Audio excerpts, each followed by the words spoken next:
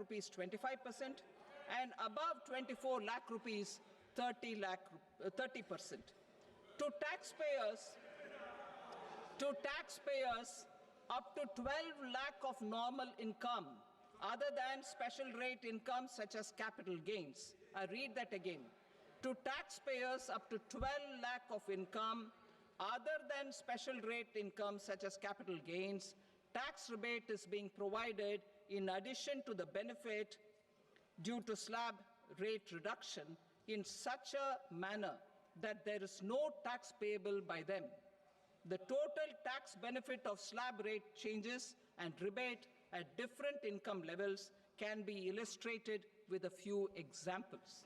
A taxpayer in the new regime with an income of 12 lakh rupees will get a benefit of 80,000 rupees in tax, which is 100% of tax payable as per the existing rates.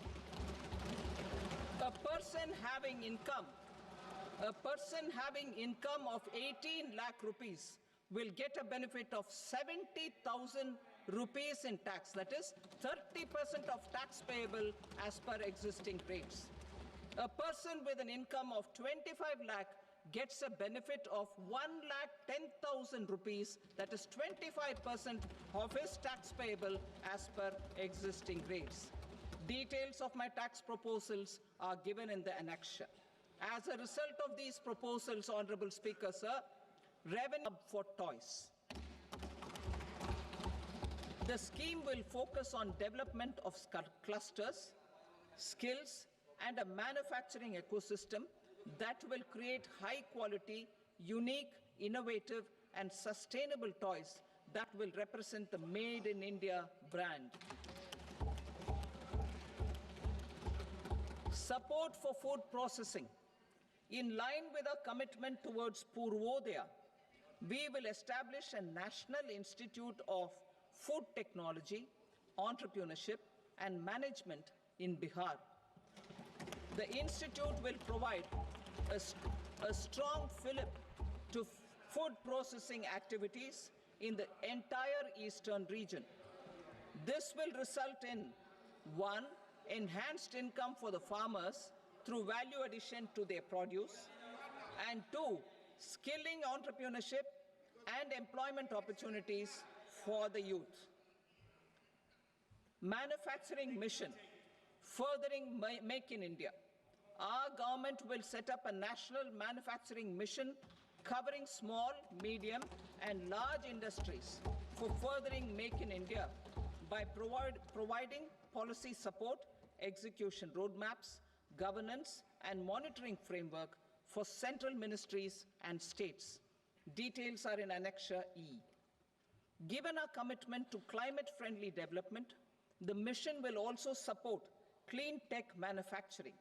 This will aim to improve domestic value addition and build our ecosystem for solar PV cells, EV batteries, motors and controllers, electrolyzers, wind turbines, very high voltage transmission equipment, and grid-scale batteries. Investment as the third engine. Now I move to investment as the third engine, which encompasses investing in people, investing in the economy, and investing in innovation. Investing in people. Saksham Anganwadi and Poshan 2.0.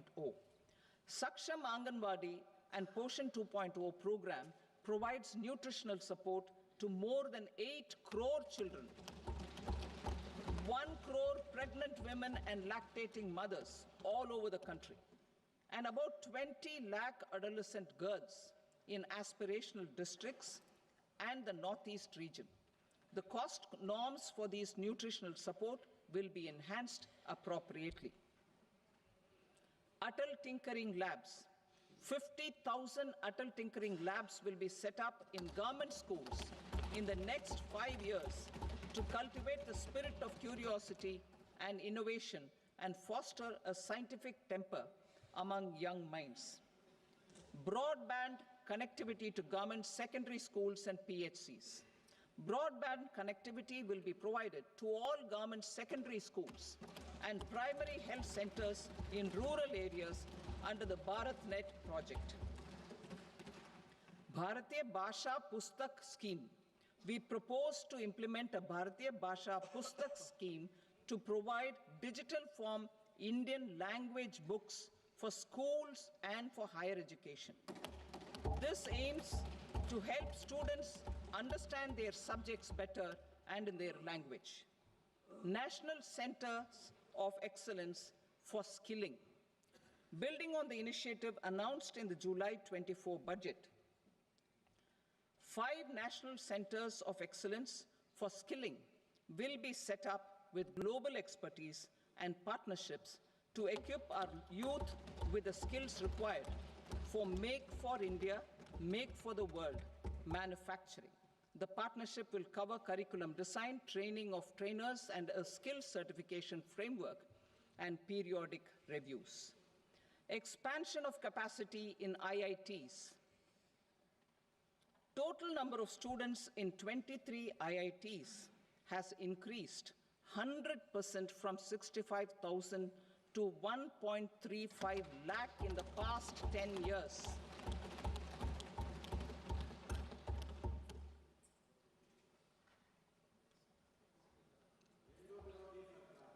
Additional infrastructure will be created in the 5 IITs started after 2014 to facilitate education for 6,500 more students. Hostel and other infrastructure capacity at IIT Patna will also be expanded.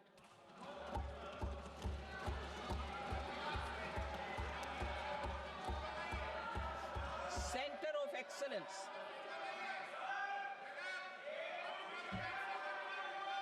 Center of Excellence in AI for Education.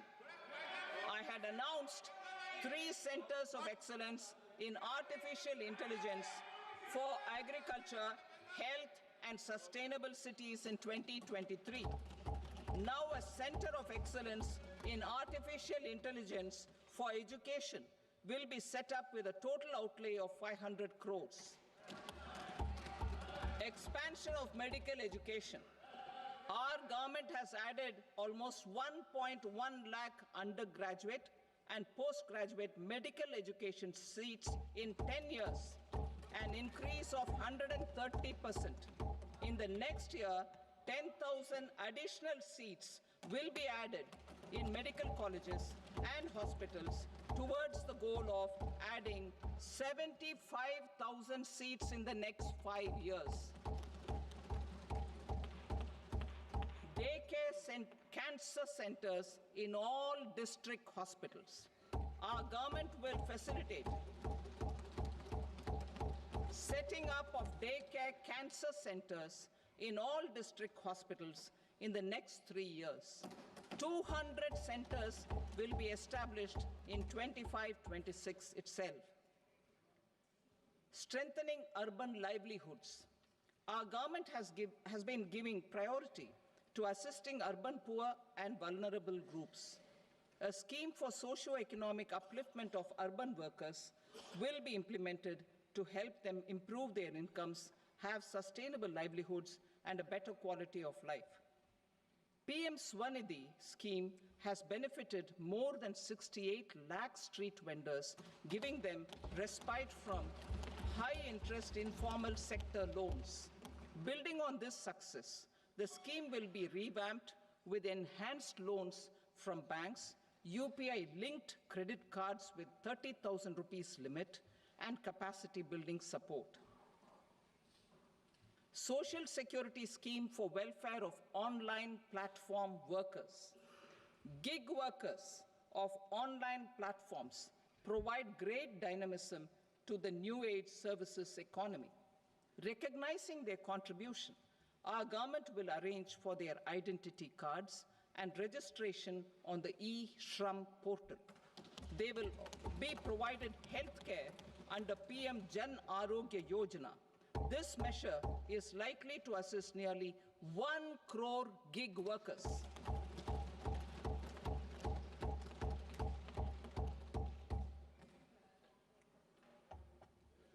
investing in the economy, public-private partnership in infrastructure.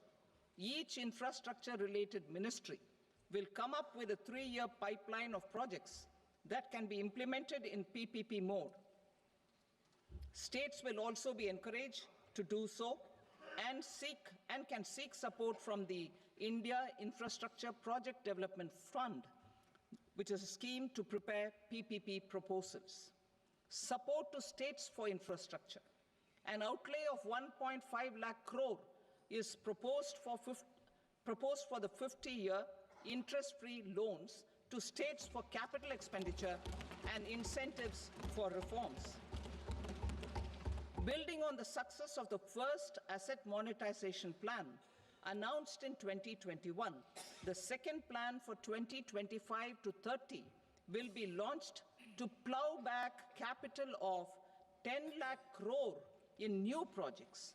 Regulatory and fiscal measures will be fine-tuned to support the plan. Jal Jeevan Mission. Since 2019, 15 crore households representing 80% of India's rural population have been provided access to portable tap water connections. To achieve 100% coverage, I am pleased to announce the extension of this mission until 2028 with an enhanced total outlay.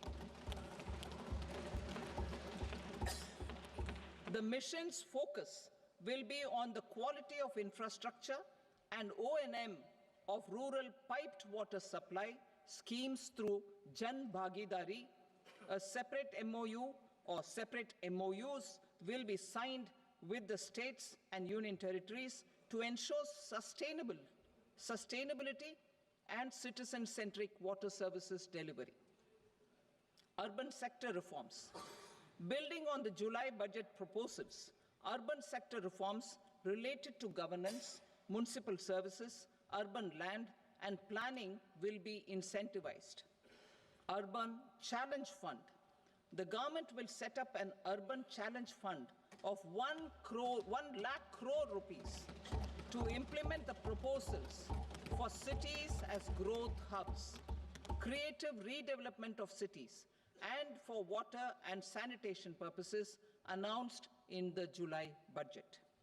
This fund will finance up to 25% of the cost of bankable projects, with a stipulation that at least 50% of the cost is funded from bonds, bank loans, and PPPs. An allocation of 10,000 crore is proposed in 2025-26. Power sector reforms. We will incentivize electricity distribution reforms and augmentation of intra-state transmission capacity by states. This will improve financial health and capacity of electricity companies. Additional borrowing of 0.5% of GSDP will be allowed to states contingent on these reforms. Nuclear energy mission for Vikasit Bharat. Development of at least 100 gigawatt of nuclear energy by 2047 is essential for our energy transition efforts. For an active partnership with the private sector towards this goal, amendments to the Atomic Energy Act and the Civil Liability for Nuclear Damage Act will be taken up.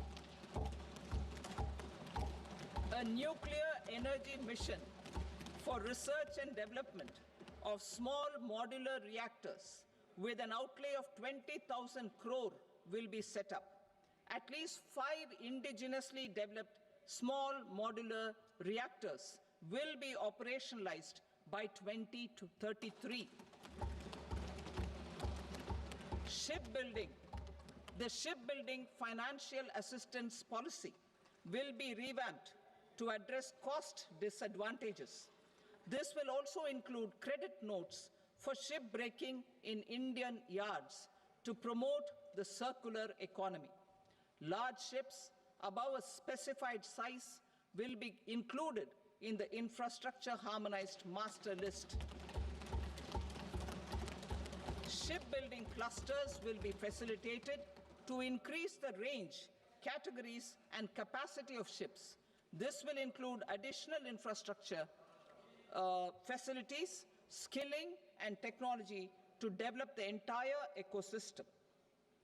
Maritime Development Fund.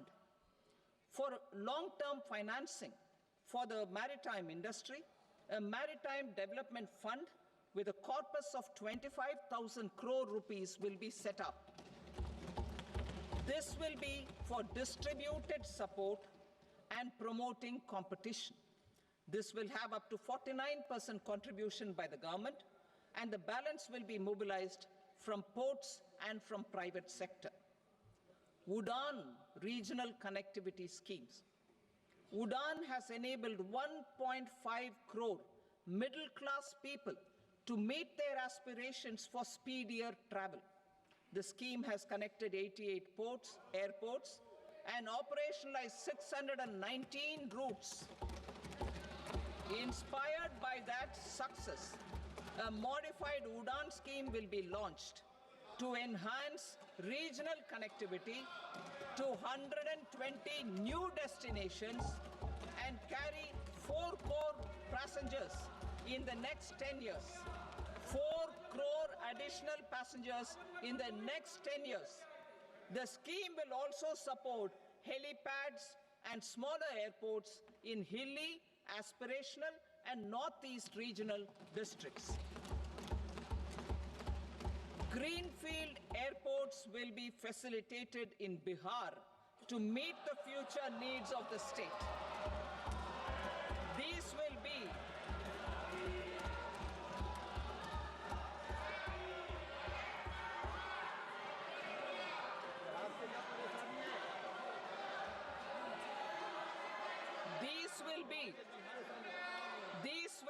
in addition to the expansion of the capacity of Patna Airport and a brownfield airport in Beta. Western Kosi Canal project in Mithilanchal. Financial support will be provided for the Western Kosi Canal ERM project, benefiting a large number of farmers, cultivating over 50,000 hectares of land in the Mithilanchal region of Bihar. Mining sector reforms. Mining sector reforms, including those for minor minerals, will be encouraged through sharing of best practices and institutions of a state mining index. A policy for recovery of critical minerals from tailings will be brought out.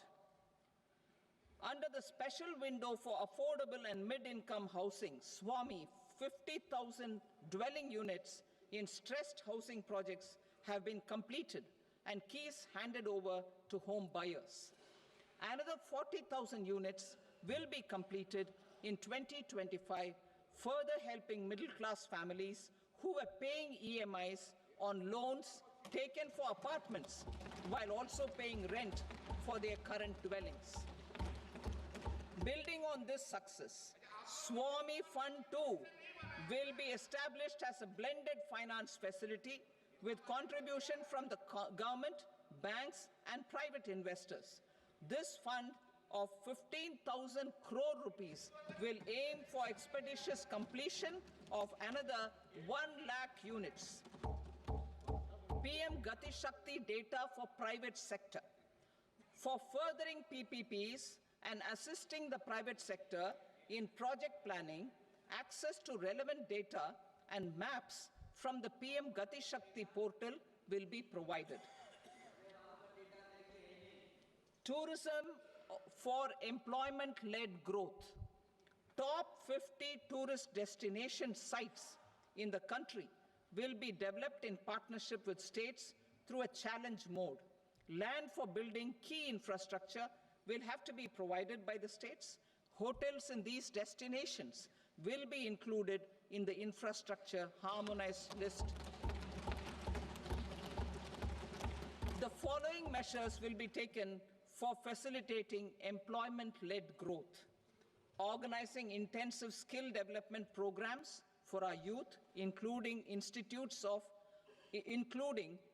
institutes of hospitality management, providing mudra loans for homestays, improving ease of travel and connectivity to tourist destinations, providing performance-linked incentives to states for effective destination management, including tourist amenities, cleanliness, and marketing efforts, and introducing streamlined e-visa facilities along with visa fee waivers for certain tourist groups.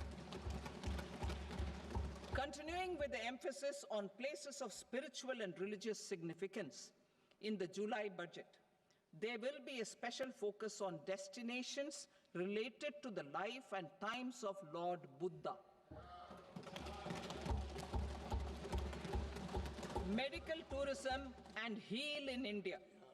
Medical tourism and heal in India will be promoted in partnership with the private sector, along with capacity building and easier visa norms. Investing in innovation. To implement private sector-driven research, development, and innovation initiatives announced in the July budget, I am now allocating 20,000 crore rupees for this purpose. A deep tech fund of funds will also be explored to catalyze the next generation startups as a part of this initiative. In the next 5 years, under the PM Research Fellowship Scheme, we will provide 10,000 fellowships for technological research in IITs and IISc with enhanced financial support. The second gene bank with 10 lakh germplasm lines will be set up for future food and nutritional security. This will provide conservation support to both public and private sectors for genetic resources. We will start a national geospatial mission to develop foundational geospatial infrastructure and data. Using PM Gati Shakti, this mission will facilitate modernization of land records, urban planning, and design of infrastructure projects. A Gyan Bharatam mission for survey, documentation, and conservation of our manuscript heritage with academic institutions, museums, libraries, and private collectors will be undertaken to cover more than 1 crore manuscripts. We will set up a national digital repository of Indian knowledge systems for knowledge sharing. Now I move to exports as the fourth engine. We will set up an export promotion mission with sectoral and ministerial targets driven jointly by the Ministries of Commerce, MSME, and Finance. It will facilitate easy access to export credit, cross-border factoring support, support to MSMEs to tackle non-tariff measures in overseas markets. A digital public infrastructure, Bharat Trade Net, for international trade will be set up as a unified platform for trade documentation and financing solutions. This will complement the Unified Logistics Interface platform. The BTN will be aligned with international practices. Support will be provided to develop domestic manufacturing capacities for our economy's integration with global supply chains. Sectors will be identified based on objective criteria. Facilitation groups with participation of senior officers and industry representatives will be formed for select products and supply chains. Through this, there are huge opportunities related to Industry 4.0, which needs high skills and talent. Our youth have both. Our government will support the domestic electronic equipment industry to leverage this opportunity for the benefit of our youth. A national framework will be formulated as guidance to states for promoting global capability centers in emerging Tier 2 cities. This will suggest measures for enhancing availability of talent and infrastructure, building bylaw reforms, and mechanisms for collaboration with industry. Our government will facilitate upgradation of infrastructure and warehousing for air cargo, including high-value perishable horticultural produce. Cargo screening and customs protocol will be streamlined and made user-friendly. Reforms as the fuel. Over the past 10 years, our government has implemented several reforms for convenience of taxpayers, such as faceless assessment, 2, taxpayer charter, 3, faster returns, 4, almost 99% returns being on self-assessment, and 5, Vivad Se Vishwas scheme.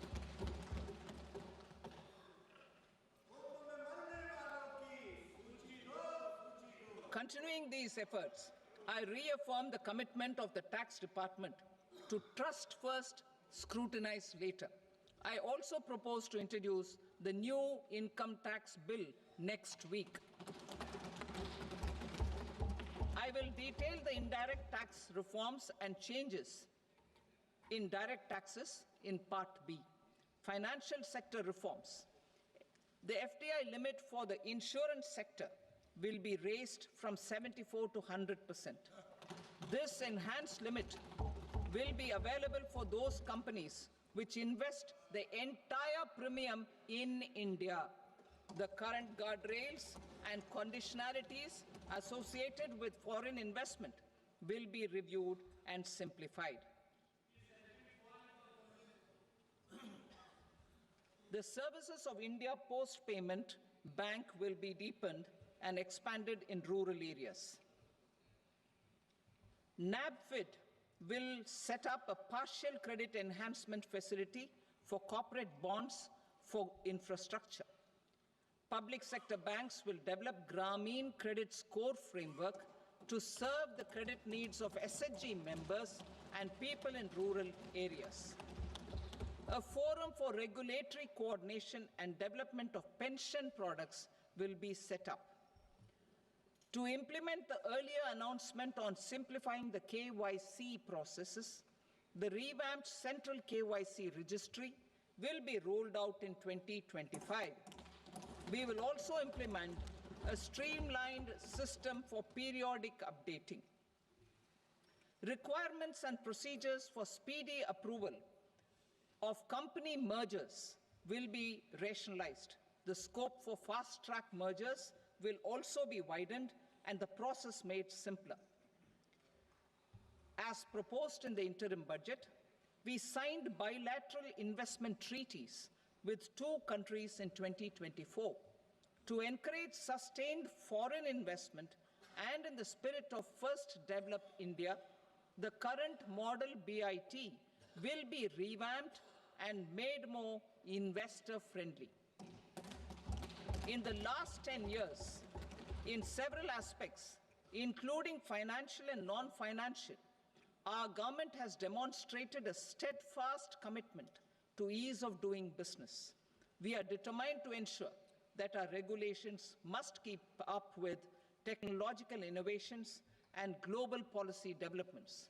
A light-touch regulatory framework based on principles and trust will unleash productivity and employment. Through this framework, we will update regulations that were made under old laws. To develop this modern, flexible, people-friendly, and trust-based regulatory framework appropriate for the 21st century, I propose 4 specific measures. A high-level committee for regulatory reforms will be set up for a review of all non-financial sector regulations, certifications, licenses, and permissions. The committee will be expected to make recommendations within a year. The objective is to strengthen trust-based economic governance and take transformational measures to enhance ease of doing business, especially in matters of inspection and compliances. States will be encouraged to join in this endeavor. An investment friendliness index of states will be launched in 2025 to further the spirit of competitive, cooperative federalism. Under the Financial Stability and Development Council, a mechanism will be set up to evaluate impact of the current financial regulations and subsidiary instructions. It will also formulate a framework to enhance their responsiveness and development of the financial sector. In the Jan Vishwas Act 2023, more than 180 legal provisions were decriminalized. Our government will now bring up the Jan Vishwas Bill 2.0 to decriminalize more than 100 provisions in various laws. I now move to fiscal policy. In the July budget, I had committed to staying the course for fiscal consolidation. Our endeavor will be to keep the fiscal deficit each year such that central government debt remains on a declining path as a percentage of the GDP. The roadmap for the next 6 years has been detailed in the FRBM statement. Revised estimates for 2024-25. The revised estimate of the total receipts other than borrowings is 31.47 lakh crore rupees, of which the net tax receipts are 25.57 lakh crore rupees. The revised estimate of the total expenditure is 47.16 lakh crore rupees, of which the capital expenditure is about 10.18 lakh crore rupees. The revised estimate of the fiscal deficit is 4.8% of the GDP. Budget estimates for 25-26.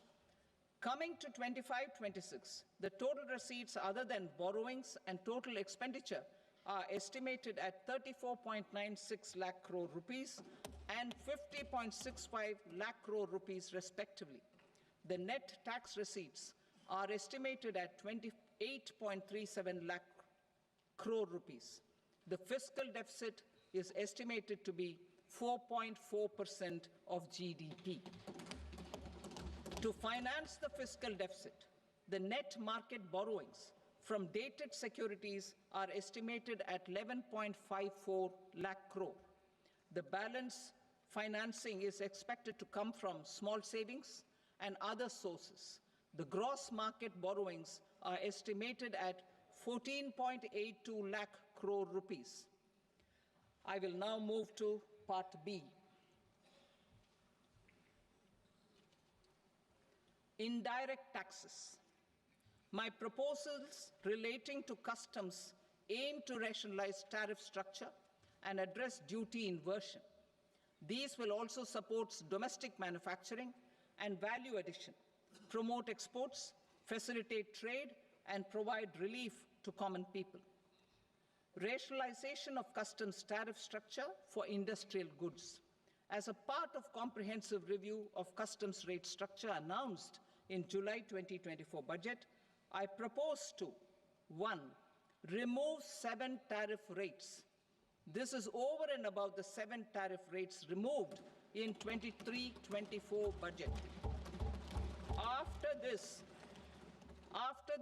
there will be only 8 remaining tariff rates, including 0 rate. 2. Apply appropriate cess to broadly maintain effective duty incidence, except on a few items where such incidence will reduce marginally. 3. Levy not more than 1 cess or surcharge. Therefore, I propose to exempt social welfare surcharge on 82 tariff lines that are subject to a cess. I shall now take up sector-specific proposals. To provide relief to patients, particularly those suffering from cancer, rare diseases, and other severe chronic diseases, I propose to add 36 life-saving drugs and medicines to the list of medicines fully exempted from basic custom duty.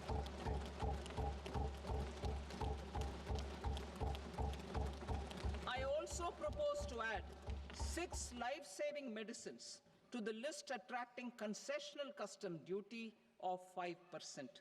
Full exemption and concessional duty will also respectively apply on the bulk drugs for manufacture of the above. Specified drugs and medicines under patient assistance programs run by the pharmaceutical companies are fully exempt from BCD, provided the medicines are supplied free of cost to the patients.